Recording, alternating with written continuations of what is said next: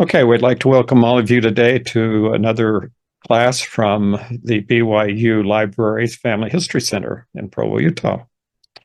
We're going to talk today about joining the international genealogical community, genealogy community or genealogical community, it could be either one, with year-round RootsTech.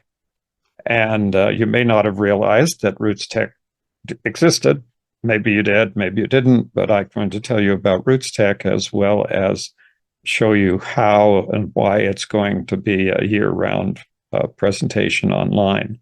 It's going to be active all online with new content. To get into that, we're going to need to start with some basics here. I have found, particularly, and it's not an older or younger phenomena, but many genealogists think they're the only person in the world interested in their family's ancestry. The reason that happens, I think, is that during our lifetimes, we have contact with and interaction with a very small core of the living people who are related to us.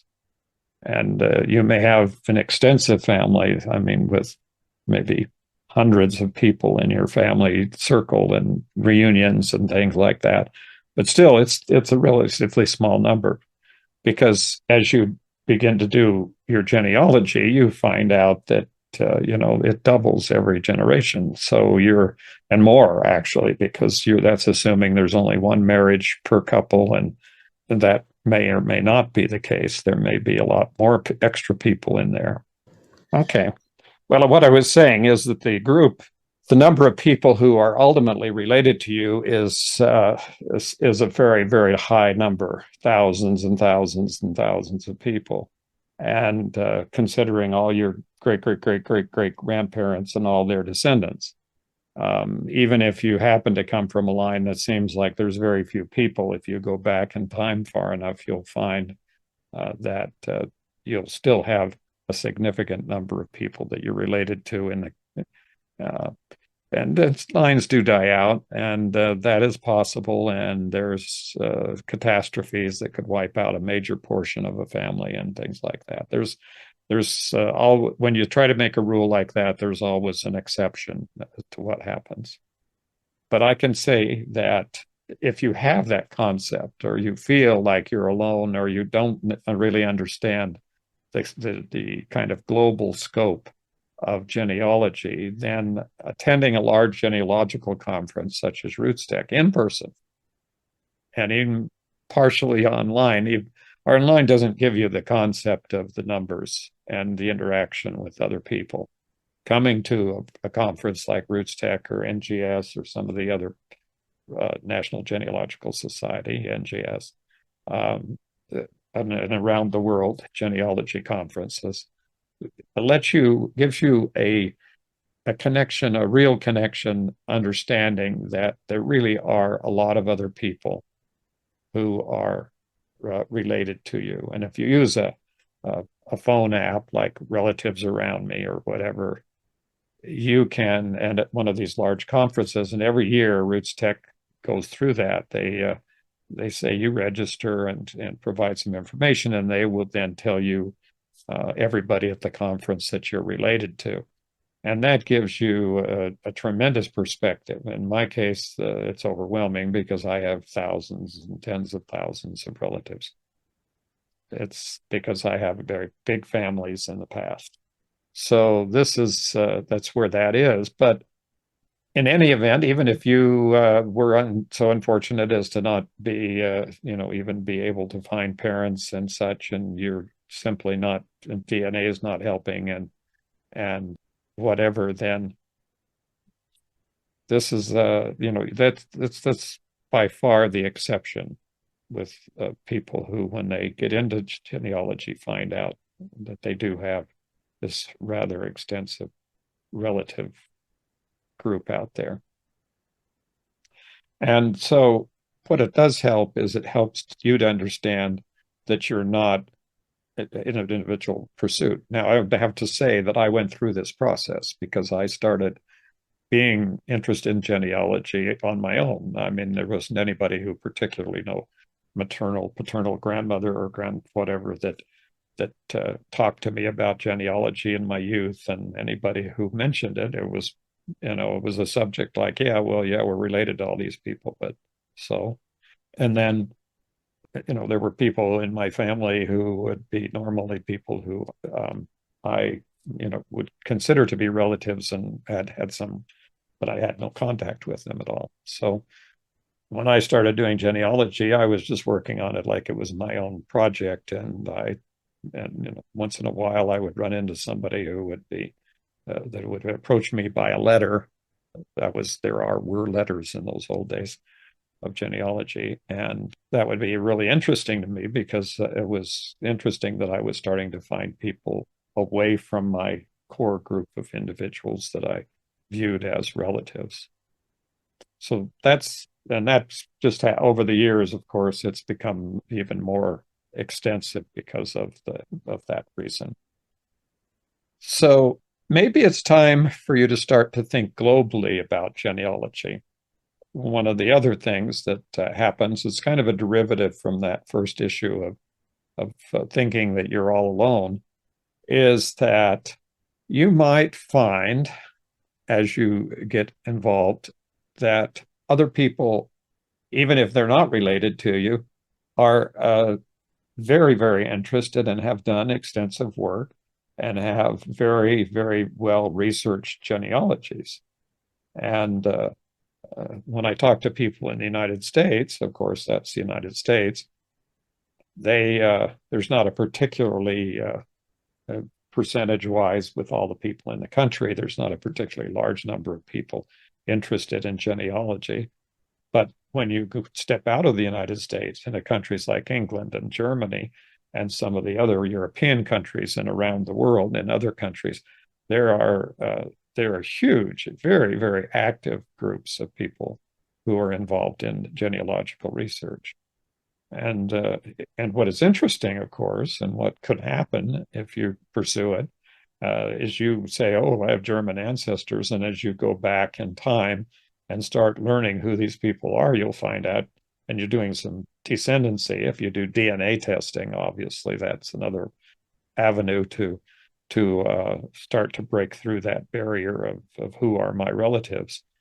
And then what happens is that you find out that these people in Europe or wherever have done fantastic, well-supported, well-sourced genealogical research into some of your lines, and that could be a great benefit. So this is not just something, and avoiding any kind of political aspects to anything of this. This is more recognizing that as we go back in our ancestry, we are related. In my position, for example, my ancestors came from Denmark and also came from all of the British Isles and from England, Scotland, and Wales, and Ireland and Northern Ireland. And now I'm finding out through DNA and finding out from doing research that I have ancestry lines back into the Netherlands. And there's a promise of more of that. So this is part of the process that we're talking about. Now, RootsTech itself, the conference, which is going to be coming around in March of next year, again, in 2025, started out back in 2011. It was the kind of the story that's told. And I think it was more of we're going to do something new, and we decided that some of these other conferences that were being held here in Utah were not necessarily going to be, they weren't going to be competition, so they weren't any reason to have more than one of these major conferences. So it's kind of a general thing that happened back earlier, of course, before 2011, because it had to be planned for considerable time. So the first conference occurred with about 3,000 attendees. And I was privileged to attend the first conference. And how I attended the first conference was because I had written blog posts and been a blogger, and they decided that they would like to have the bloggers talk about RootsTech. So they came, they kind of gave us a little bit of preferential treatment as we got to Salt Lake City, and had upfront seats and things like that. And that's continued. It hasn't changed. Every RootsTech for since then. Two of the ones that I've attended since that time were not in person, but were online. They were either because of COVID or because of I was out digitizing records in Annapolis, Maryland, at the Maryland State Archives. So those two, except for those 2 years, I have and they were I was still actively online and involved in the conferences. And today, and the latest one is that I'm this last conference, I was still a media person. They've changed the name from bloggers through quite a few different names and designations, but now we're just called the media. And we have a place at the conference to gather and do interviews, and we can participate. And the things that we do is put out information on our blogs or our videos or whatever we do about the RootsTech conference. And this is coming out of the pandemic, but RootsTech in 2024, that's this year, had more than 16,000 people in attendance and close to 4 million online from over 230 countries. So the idea that RootsTech was just this online conference in Salt Lake has just radically changed it to it. Now it's more of the fact that RootsTech is an online, ongoing, continually during the year conference with an emphasis on a in-person conference once a year in February, March, depending on the calendar, in Salt Lake City, Utah, at the Salt Palace. So this is how this occurred in the past, and what's going on with it now. Because of this, because it's now out there with over 230 countries, and it's also in multiple languages across the world. So we're talking about having presentations like what we talk about keynote speakers, meaning people who come in and give the kind of opening talks or things for each session of the conference. And these are usually more well-known people. Well, they're doing the keynote speakers in all these different countries now. So we have spread out across the world. And I wouldn't even venture to say how many different countries and where we will be in 2025, because I would assume that there would be another escalation of having the conference go to the entire world. And so this is when it was held, 10 to 12th of February in 2011. This was the original conference. So just to kind of summarize, RootsTech 2025 will be held both in person and online from March 6th through March 8th in 2025 at the Salt Palace in downtown Salt Lake City. The website is up online, and we're going to I'll go through and show you a lot of the resources, what you can expect from being involved with RootsTech during the year, and also what you can expect from participating with it. And if you have an interest and you want to have a forum for presenting, basically, I during the summer, this last summer, before last year in the summer, before the RootsTech conference, I participated in. They began the process of getting this going all 1 year last year, then 2023, and I did a video just like this. I did a class for RootsTech. The difference was that within a very short period of time, I had thousands and thousands of views across the world. And so this is, this is some place where not only can you expect to be taught, but you have a forum here, that a potential forum to be to able to present your ideas and your learning and your background, and explain how you do genealogy to the world. So this is what RootsTech's really all about. Now, if we skip a little bit different, I'm going to kind of diverge here for a little bit from just focusing on RootsTech and give you some idea about the global reach of genealogy. So Family Search has, as of 2024, has 6,316 family search centers in 149 different countries. So I do consultation support for the Salt Lake Family Search Library in conjunction with the BYU Family Library Family History Center. And so part of what I do is use the scheduling program on the Family Search Library in Salt Lake City, the big library, having that option, and people, and I schedule about, depending on the week and how many things are going on in the world and my life, is about 8 people a week for consultations. And these people are from all over the world, but primarily Spanish speaking people from Latin America. So you can see that you can become, there are avenues to become, through volunteering and through presenting to become a participant in this kind of worldwide effort that's going on. In fact, not too long ago, I tried, one lady from Australia tried to connect with me, and she was clear on the other side of Australia in Perth. And that, I mean, that was difficult. We could never quite communicate with how many hours apart we were going to end up being. So when we did get that worked out, then there was just, I mean, basically, through email, I had basically answered the questions, so we never really need to get together. But have as many different places, so you can see. So here's a little bit of a diagram showing you what happens when you go out and search for a family history center.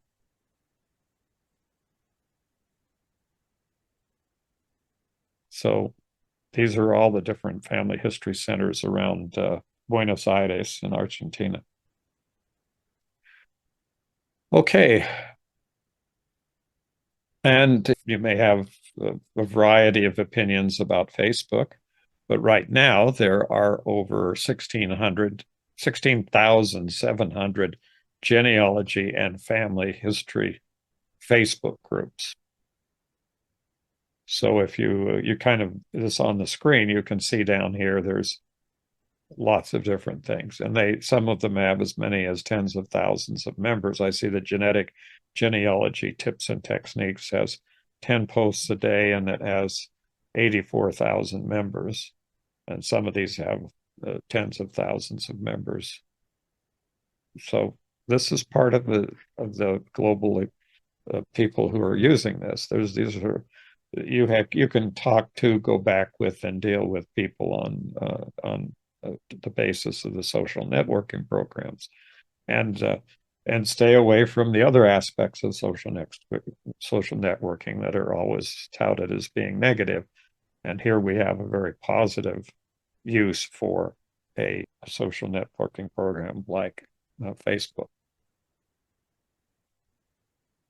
Now, if we think about the big online websites, and I've mentioned them already, Family Search and Ancestry and Find My Past and My Heritage, and there's a couple of French ones now, Filet and Genenet, and there's a German one I'll show you when I get to that point, that have really substantial, I mean, in other words, there are millions and millions of users of these programs from around the world. And with Ancestry and My Heritage, both of those companies have DNA testing. MyHeritage uses Family Tree DNA, which is the testing company, and they now have formed a partnership between MyHeritage and Family Tree DNA. But the idea here is with a family tree online, and it has to start with a family tree. If you take a DNA test and you don't have a family tree on one of the on Ancestry or MyHeritage or one of the other programs, you will basically end up not, you'll find a lot of people supposedly genealogically related, not from genetics, relating to you by your DNA, but you'll have no way to contact them or no way to talk to them and no way to find out how you're related to them. But if you have a family tree that you've built and then you start using the DNA as a tool to augment and validate your family tree, then you can really get some real basic use out of the family tree. Now, I've solved, our family has solved at least one of our big problems, family traditions. One of our ancestors from Denmark was supposed to be an orphan and adopted by the family that had adopted him. And that was passed down as a tradition, but nobody really knew the details. And through doing the paper research, finding out who the potential candidates were in that area at the time, and then doing a DNA test, we were able to substantiate as accurate as it can be to who his parents were. And so that worked that out. And when I did that, basically I obtained a whole new line of ancestry. I now have a completely separate line of people whom I related to directly from this great-great-grandfather. So this is kind of the forum, if you would, the place where you can get together. If you're using a program for, like I mentioned about MyHeritage, originally and fundamentally, MyHeritage was designed around the concept of a social networking. So the program itself, MyHeritage, allows you to communicate back and forth between nearly everybody on the program. The question, of course, what about private tree? What about, living people? Living people are always an exception. But when you start getting into DNA, you're going to find it living people as your relatives. And from the standpoint of privacy, and if what your view of privacy is, if that's a problem, I have two solutions: stay offline and don't take a DNA test, because both of those require you to become incorporated into not only a deceased ancestry, but also relatives who are currently alive and very well alive and very much interested in their relatives, perhaps, and may have extensive family trees that they've researched. So that's kind of the attitude and what's going on. I mean, you can probably, there's a significant number of people who for some reason don't understand the concept of genealogy. Genealogy, when you start tracing your ancestry, it basically opens up the idea that you are actually you're related to a significant number of people. And I've talked about that just briefly before. And so that's kind of the idea here. And that's why you would put a family tree on one of these websites. Putting it on the website and then making it private, like you can do on Ancestry and MyHeritage. Family Search doesn't have that option, but makes no sense at all, because the whole idea of genealogy is to establish connections, and by making it private, you just cut yourself off from the benefit of doing the family tree. And I've heard all of the questions and all of the issues about, I'm not going to put it up there until I'm sure it's correct and all this kind of thing. When you're doing all your own work, the core issue here is, can you really be sure that somebody else hasn't already done all this research? And that's the function of these programs to some extent, the big programs, to give you a greater possibility of connecting with those people that have already done the research. on the lines that you're going to spend your life on duplicating. Okay, so many of these people communicate around the world, and you just have to step into the area of being online and being part of this international genealogical community, and to realize that that's true.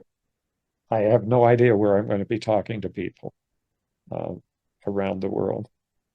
When people come online and ask me questions, when I ask them where they are, I'm not usually surprised because I'm beyond surprising now where people live when they talk online.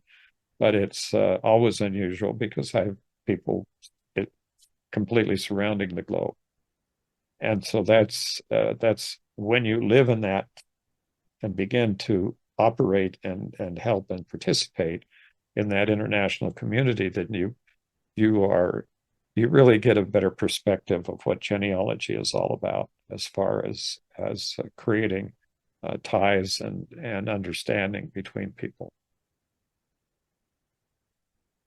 So RootsTech now has moved into being one of the core functions of this, of making a global, all year round global effect.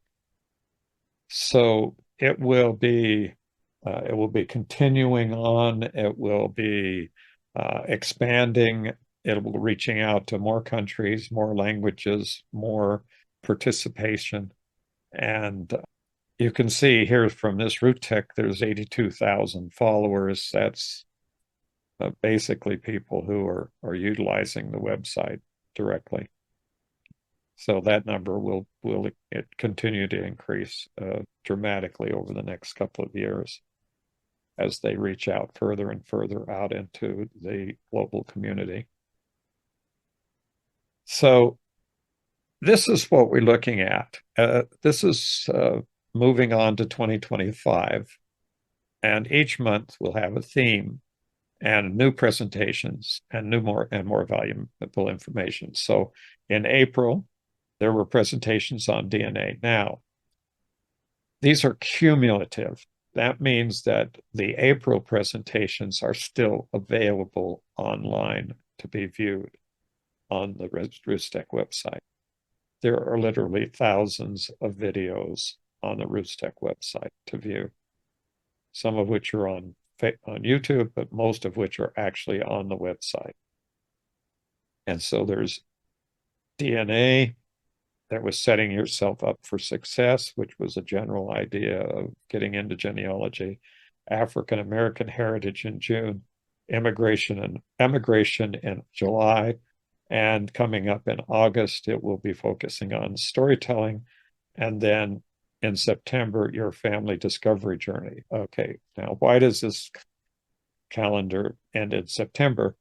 It's by October, you're already going to be seeing the up ramp to the actual conference in March, and there will be a lot of things being released and a lot of information and additional promotional things that directly involved in getting some momentum for the conference in March.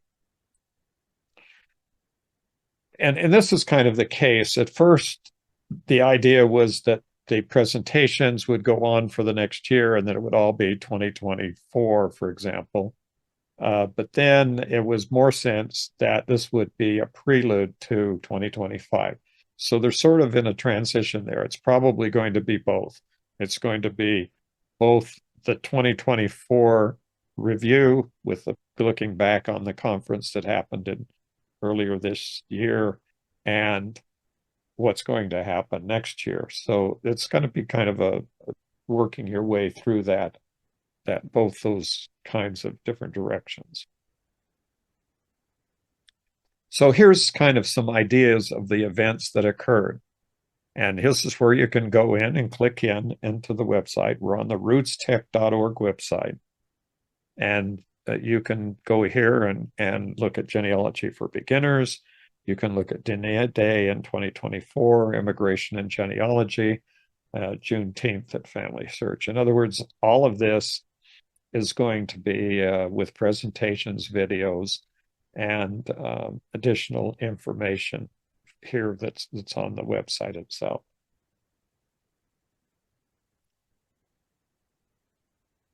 So at the time this presentation was prepared, the rootstech.org website had about 2,200 video classes online. They've been going for quite a while, and this number is like kind of a cumulative number. Some of those, I think, basically on the based on demand. I can think of any other way they would do it.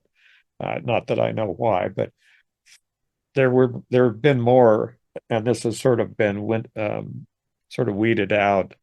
And I would guess it's because if some of them were not receiving any views, then they're reviewed, because we're going to be dumping, RootsTech is going to be dumping in another 1,500 sessions of information with all of the online and in-person people.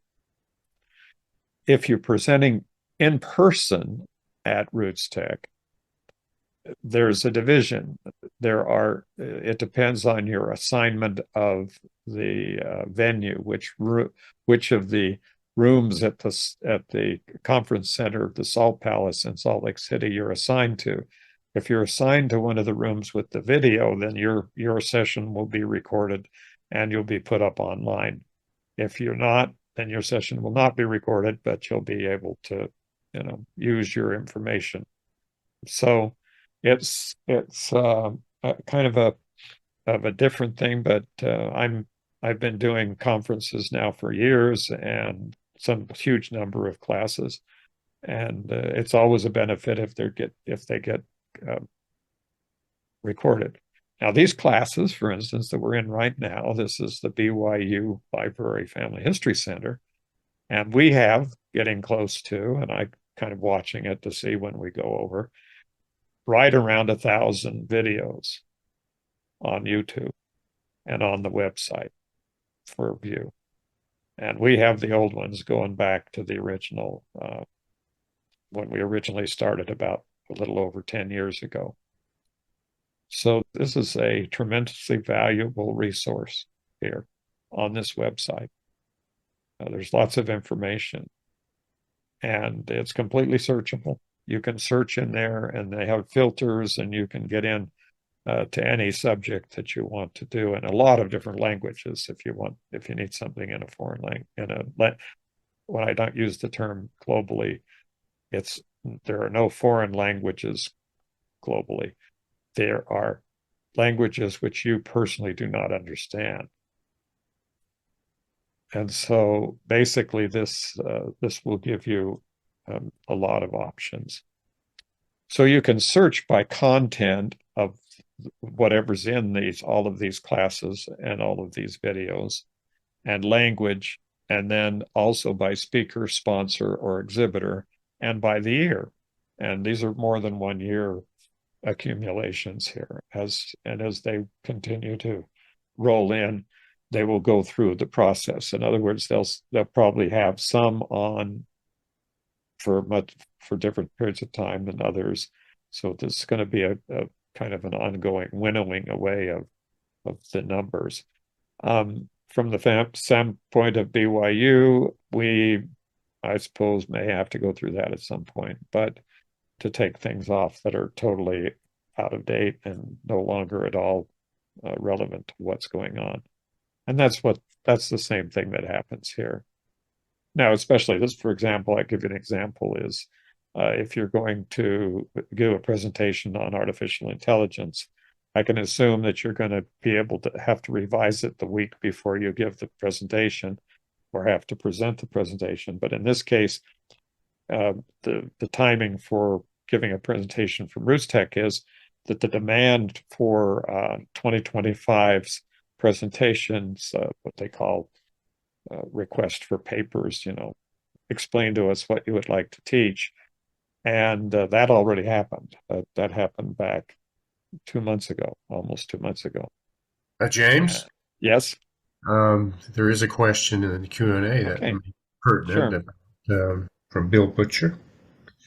Are the new 24 presentations identified separately, or are they just lumped into the list of previous presentations by topic, etc.? Well, they're lumped into this total number of presentations, but you can segregate them out. You can search by year. So you just said present, put in your year as 2024, and then they'll be all there. It's a filter. So it takes the filters take out anything you don't want. So if you don't want anything except 2024, filter for 2024, and you'll get just 2024 videos. How does that sound? Okay.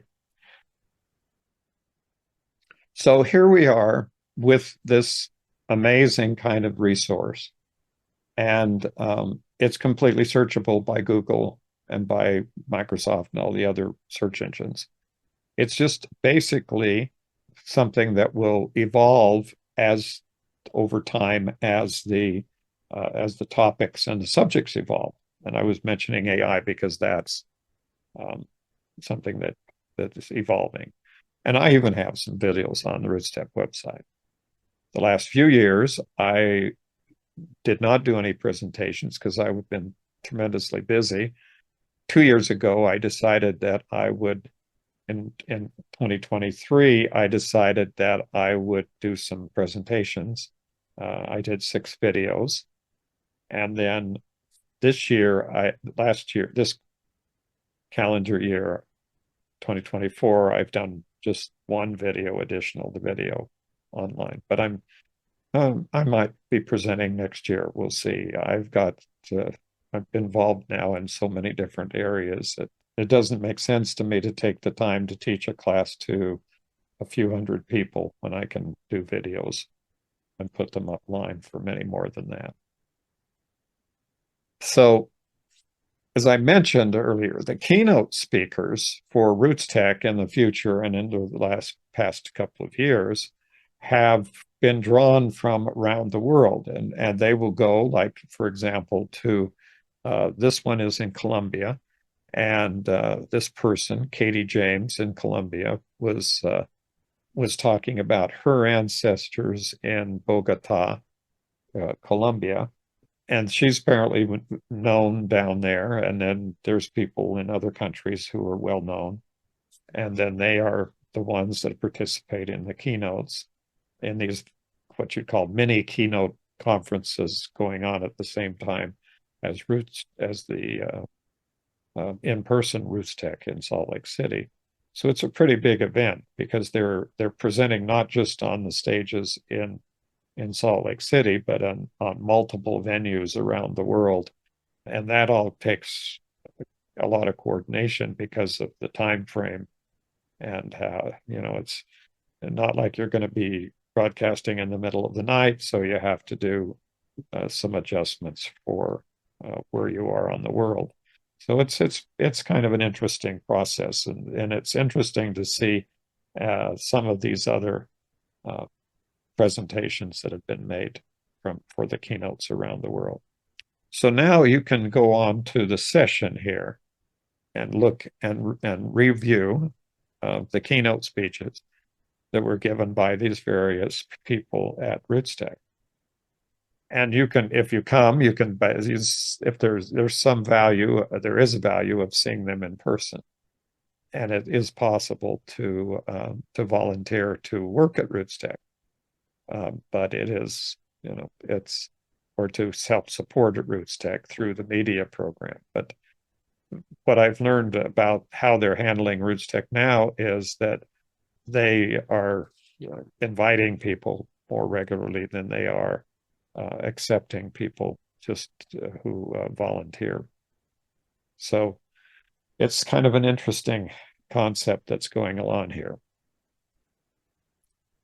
Now, when I talk about these monthly themes, what's going on with RootsTech is that each of the monthly themes are supported by specific videos, and these are either videos that are done during the year and put up on RootsTech, so they'd be new. They weren't presented at the main conference; they just are new, or they are selected videos that were done at RootsTech that have the support the particular theme that's going on.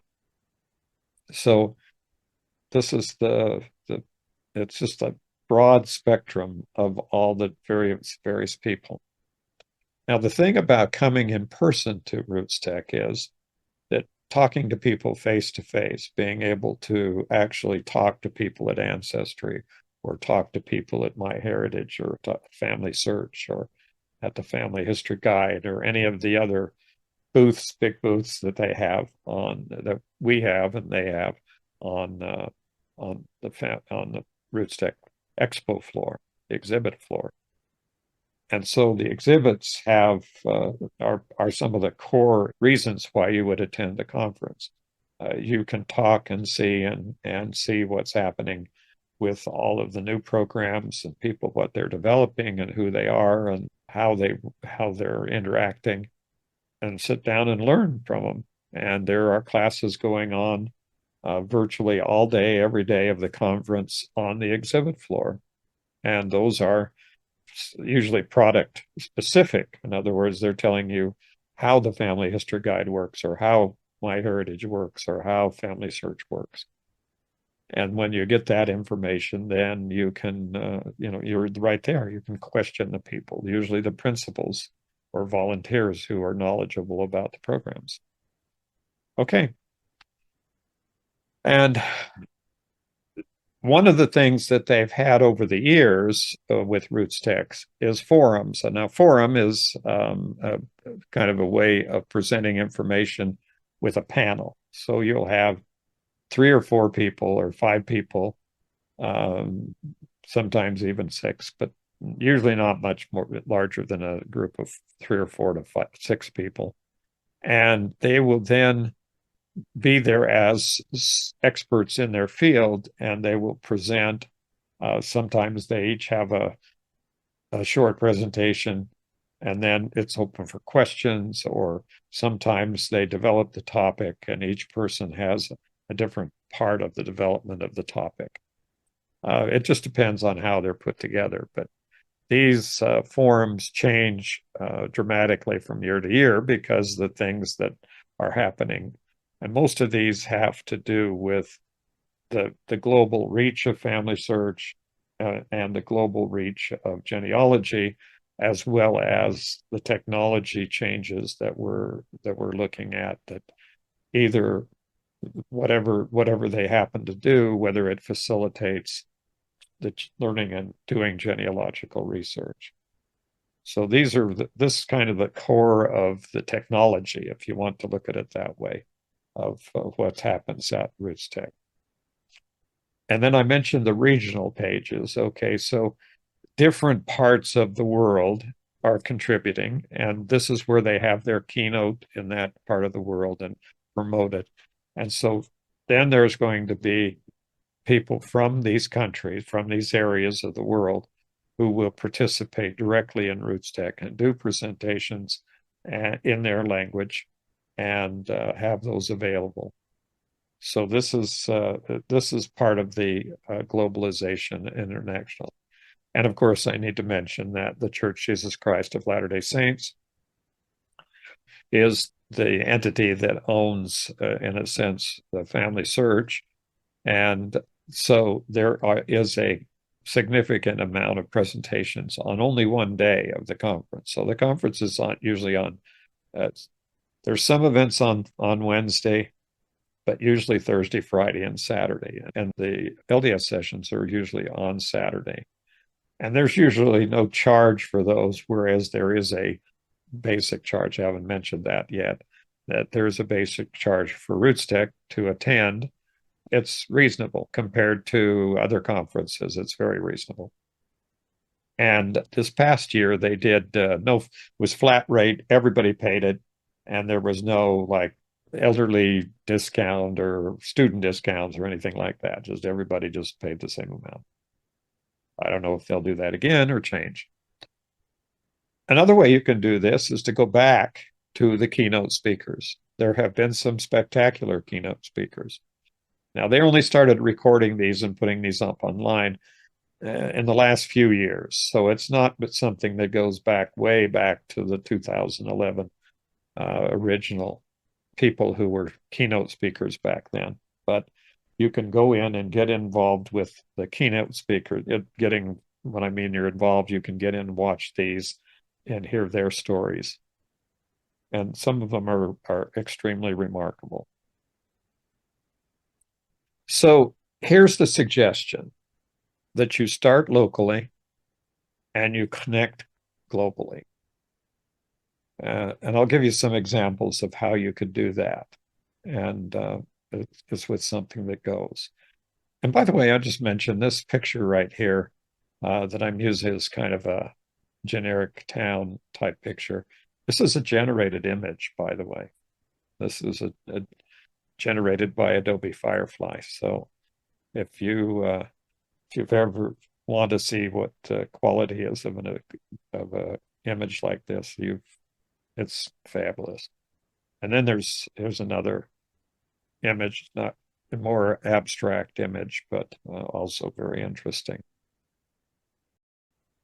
By beginning locally is what I mean is get involved in one of your local genealogical societies, which exist as far as I'm able to do research in every country that I've ever looked at. There may be some countries, I can't think of any. It's very interesting that I found them even on some of the smaller islands in the Mediterranean, for example, have their own genealogical society. But this is a local society. This is the UVTAG, or they call it Utah Valley Technology and Genealogy Group. It's pretty active, and it's been going since 1991. Before it was the Utah Valley Path Users Group. That's Personal Ancestral File Users Group. And so it used to be the UV PAFUG or UVPAFUG, I would say. I don't know how they said it. Anyway, that was what it was originally. But it's now UV tag, and you can join, anybody can join from anywhere. I mean, really.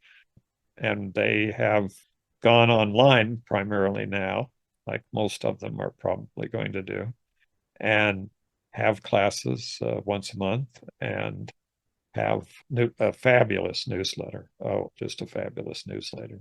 That goes on and on. It's the probably most extensive group newsletter that I've ever seen. And there's others. I've done the research, and I can tell you that there's genealogy societies in almost in every state of the United States. And there are many on the local level in every state of the United States, in every province of Canada, and every country in Europe. Everybody has a genealogical society somewhere. So if you want to get involved, here's the way to get started on the local level. And then you can join nationally.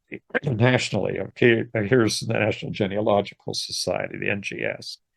And individuals can join, but this is generally a society for societies. This is the group of over 450 societies in the United States.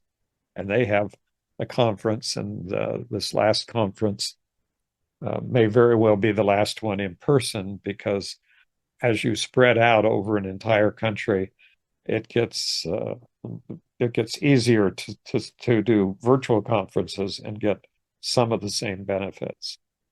But I can't emphasize as much that getting there in person is really the experience. I mentioned that there's German. So here's genealogy.net, which turns out to be the German genealogy internet portal. And it's a German genealogical society.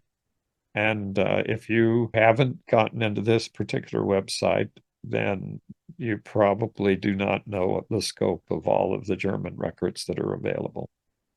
So this is a sort of and it's in English and German, but not everything else is in German, going to be in German. So you just, it may be one of those things that it'd be helpful if you know how to speak German. James? Yep. There's another question in Okay. the Q&A from Melanie. It says, please don't forget to give us the big German FB group you made reference to. Oh, yeah, there's Facebook groups. The simplest way to do it is just look for genealogy on Facebook and then you specify it. You're just going to have to search. There's no way with the thousands of genealogical Facebook groups there are that I or anyone else really knows. I know there was an attempt that I ran into from some genealogists who were out trying to make a list of all of the Facebook groups on Facebook genealogy groups, and that's it's like counting raindrops. It's really not the kind of thing where you can put a finger on all of the different groups. So there is, and as mentioned by the question, there are German Facebook groups. Okay, so maybe you'll see me in RootsTech on 2025 if I'm up and about and still able to go, but I'm planning on going and we've got it marked on our calendar. And in fact, we've already made reservations to stay in Salt Lake, even though we live in Provo. It can take varying times to get from Provo to Salt Lake. Okay, well, thanks again. Glad to have you here.